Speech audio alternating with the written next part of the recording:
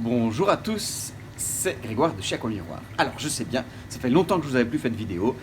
Les vacances sont passées par là, c'était forcément un petit peu plus difficile au niveau organisationnel, mais nous sommes revenus maintenant en état normal et nous allons recommencer à vous faire des petites vidéos de façon beaucoup plus régulière. Alors, nous venons de recevoir quelques reptiles de notre fournisseur allemand et je voulais vous les présenter parce qu'il y a quand même quelques petites choses plutôt sympas.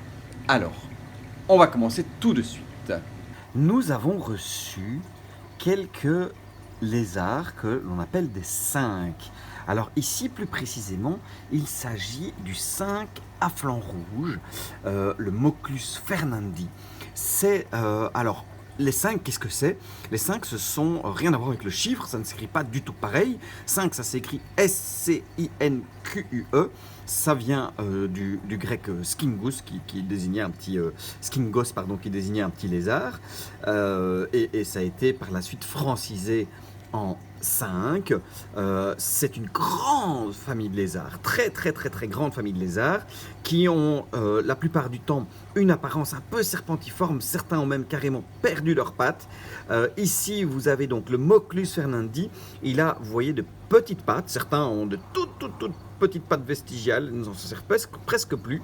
Ici, on le voit se déplacer de temps en temps en repliant ses pattes le long de son corps pour se déplacer un petit peu à la manière d'un serpent et surtout se déplacer sous la terre, car pratiquement tous les 5 sont des lézards fouisseurs. Alors ici, voilà, on l'appelle le 5 à flanc rouge. Comme vous voyez, il a de magnifiques couleurs, une très longue queue. C'est relativement timide, mais on les voit quand même de temps en temps. Ils vont se nourrir plutôt d'escargots et de vers de terre, donc c'est pas très compliqué à se nourrir.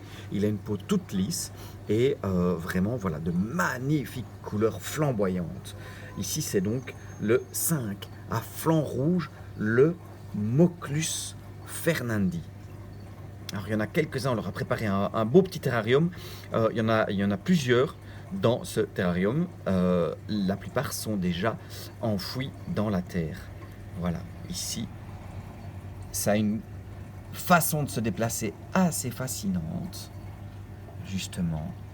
Et vous voyez, très belle couleur. Le 5 à flanc rouge.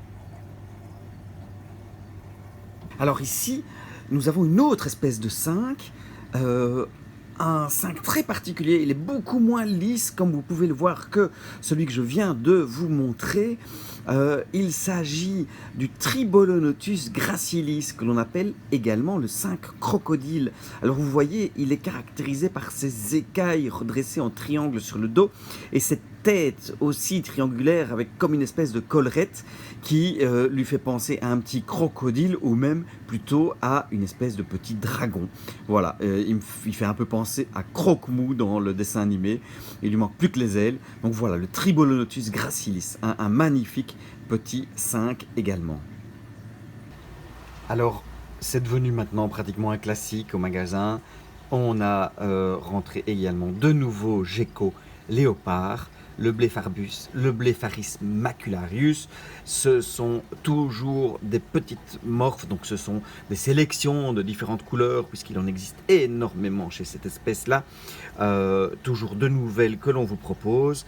Voilà, ici on a du River Stripe Temper et du Snow Eclipse, donc très beau. Voilà. Ils vont dans leur terrarium.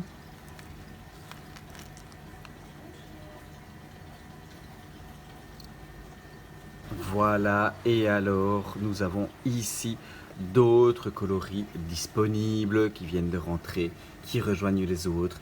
Ici on a du Stripe Temper, du Lavender Temper et du Jungle. Donc voilà, différentes morphes de geckos très jolies qui vont rejoindre leurs camarades.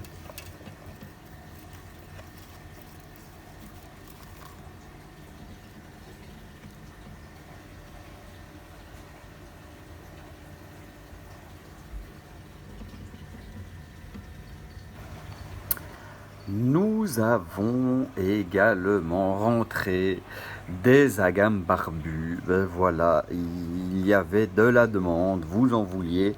Eh bien, on leur a préparé un petit bac bien, rien que pour eux, les Pogona viticeps, donc, que l'on appelle également la gamme barbue. Voilà, donc on a ici différents coloris, des chouettes individus.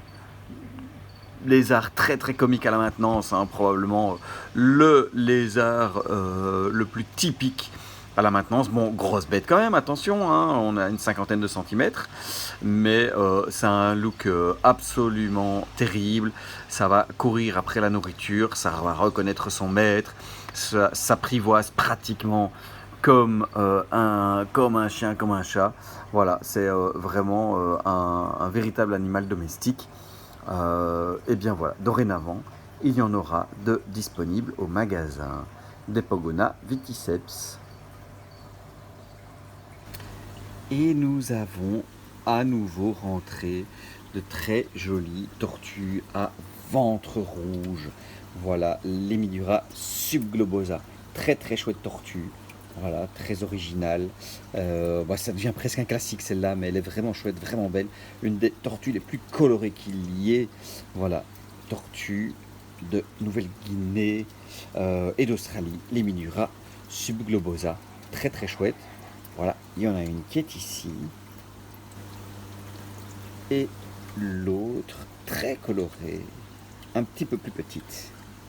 Voilà, qui est ici. Elles sont un peu couvertes de sphènes puisqu'elles étaient transportées là-dedans pour bien garder l'humidité.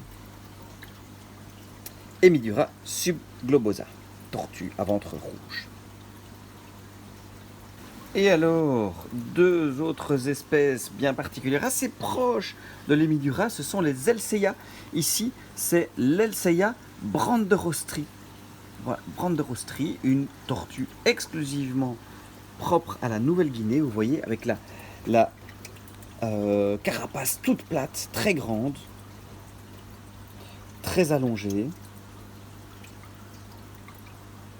Et donc voilà pour ces tortues très très sympas, comme vous voyez, très aplaties, Elseia. Elseia branderosti, il y a plusieurs espèces d'Elseia, et quelque chose que l'on peut également dire à cette tortue assez intéressante.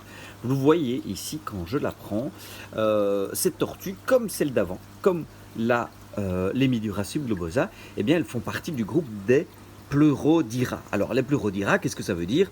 Ça veut simplement dire que, comme vous le remarquez, lorsqu'elle veut se protéger, elle met sa tête sur le côté. C'est pour ça que la carapace est aussi plate et étendue. C'est la seule manière qu'elle a pour se protéger la tête. On les appelle Pleurodira par opposition à l'autre grand groupe de tortues qui sont nettement plus répandues dans le monde entier, qui sont les Cryptodira. Cryptodira qui, elles, sont capables de rentrer carrément leur tête dans la carapace. Un peu comme la plupart des tortues que l'on connaît, que ce soit la tortue de Floride, les différentes Sternotherus, mais également les tortues terrestres ou les tortues marines qui sont capables de rentrer complètement leur tête dans la carapace. Celles-ci en sont incapables. Ce sont des espèces un peu plus primitives qui font donc partie du groupe des Pleurodira. Voilà pour Elseia branderosti.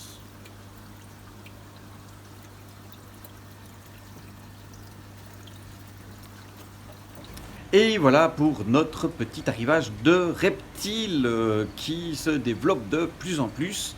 Voilà, vous êtes au rendez-vous justement, donc ça fait plaisir. On va continuer à vous proposer de chouettes espèces comme celle-là.